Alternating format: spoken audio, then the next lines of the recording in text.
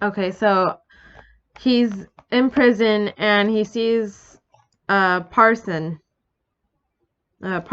and he's like, "What are you in here for?" And he says, "Thought crime," said Parsons, almost blubbering. The tone of his voice implied at once a complete admission of his guilt and a sort of incredulous horror that such a word could be applied to himself. He paused opposite Winston and began eagerly appealing to him. "You don't think they'll shoot me, do you, old chap? They don't shoot you if you haven't actually done anything, only thoughts, which you can't help. I know they give you a fair hearing. Oh, I trust them for that. They'll know my record, won't they? You know what kind of chap I was, not a bad chap in my way, not brainy, of course, but keen. I tried to do my best for the party, didn't I? I'll get off with 5 years, don't you think, or even 10 years." And he goes on rambling about this, and I started to feel sympathy for Parsons, because who would think that thinking thoughts is a crime?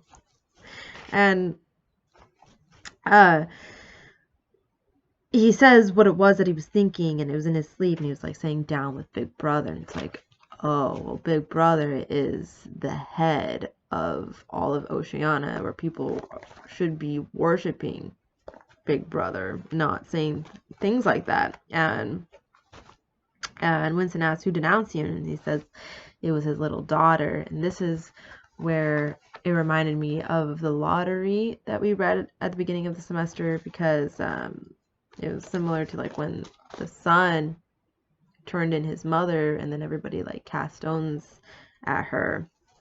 And it's kind of just crazy to me that even your own family, like you're young, could turn you in, turn your parent in, could turn, and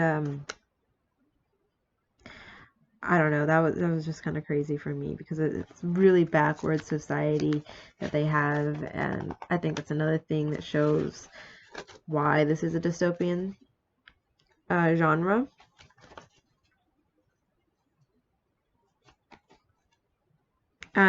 So trying to.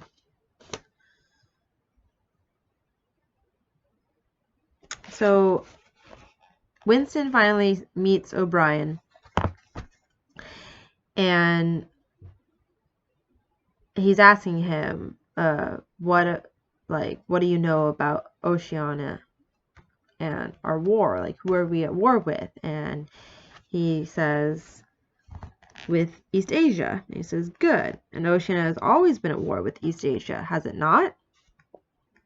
Winston drew in his breath. He opened his mouth to speak, and then did not speak. He could not take his eyes away from the dial. The truth, please, Winston, your truth. Tell me what you think you remember. I remember that until only a week before I was arrested, and we were not at war with East Asia at all. We were in alliance with them. The war was against Eurasia. That had lasted for 4 years before that. O'Brien stopped him with a moment in his hand. Another example. Some years ago, you had a various delusion indeed. And so he goes on about these 3 party members, Jones, Aronson, and Rutherford, and that he saw a mistakable photograph that confessed that they weren't guilty, and that he tells them that these are hallucinations. And Winston's like, oh my god, the photograph exists. And he's like, no, it does not exist. And this is where it gets kind of weird, because he says, like, it was perfectly possible that O'Brien had really forgotten the photograph, and if so, then already he would not have forgotten his denial of remembering it and forgotten the act of forgetting. How could one be sure that it was simple trickery? Perhaps a lunatic dislocation in the mind could really remember. That was the thought that defeated him. So O'Brien tells him that the present controls the past. And so he kind of like keeps probing at Winston, like, what is 2 plus 2 equal? And he shows him his fingers, like, how many fingers am I holding up? And Winston keeps telling him 4. And O'Brien says, wrong. Tell me how many fingers I'm holding up. And he's looking for him to believe that this equals 5. And when Winston tells him 4, he like the watts of electricity like go up each and every time. And then he finally breaks, and he felt very cold. He was shaking uncontrollably. His teeth were chattering. The tears were rolling down his cheeks, and for a moment he clung to O'Brien like a baby, curiously comforted by the heavy arms round his shoulders. And this is kind of odd because he has this connection with O'Brien, even though O'Brien is torturing him.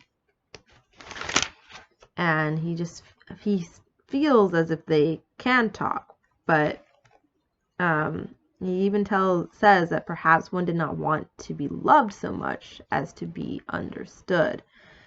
O'Brien had tortured him to the edge of lunacy in a little while, and it was certain he would send him to his death.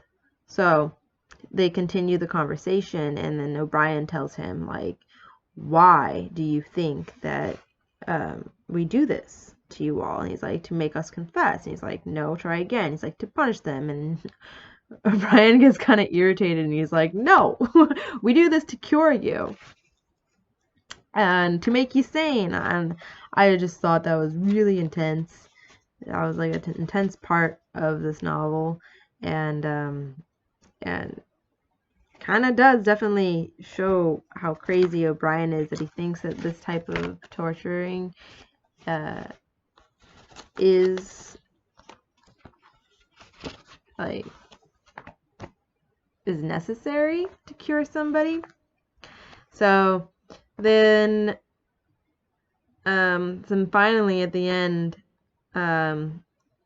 he worked doublethink on Winston, and he asks him again, oh, Shan is at war with East Asia. Do you remember now? He says, yes.